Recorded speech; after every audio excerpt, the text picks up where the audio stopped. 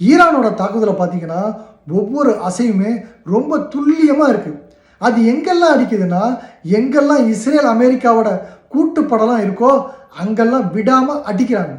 அப்படி அடித்ததுல தான் கல்ஃபில் இருந்த அத்தனை யுஎஸ்ஏ இஸ்ரேல்காரன் எல்லாரும் ஓட்டம் எடுத்து ஓடி இருக்காங்க.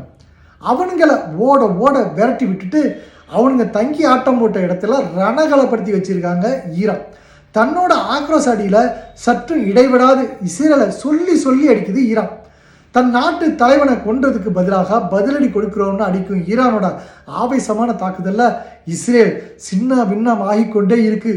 இப்படியே போனால் இஸ்ரேல் என்கிற நாடு வரைபடத்திலே முன்பு எப்படி இல்லாத இருந்துச்சோ அதே மாதிரி ஆகி முழுமையாக பாலஸ்தீனமாகத்தான் தெரியும். அதை தான் மக்களும் எதிர்பார்க்குறாங்க.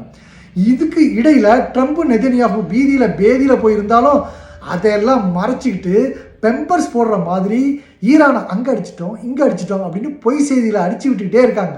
அதில் ஒரு செய்தியை பார்த்தா ஈரான் இவங்களை ஏமாற்றி வரைஞ்சி வச்சுருக்காங்களா வரைபடம், அங்கே குண்டை போட்டு ஈரான் படைகளை ஒட்டு மொத்தமாக தாக்கிட்டோன்னு பெருமை பேத்திக்கிட்டு இருக்காங்க. நாம தான் வடை சுட்டு பீழா விடுறது எல்லாம் அடிக்கடி பார்த்துக்கிட்டு இருக்கோமே.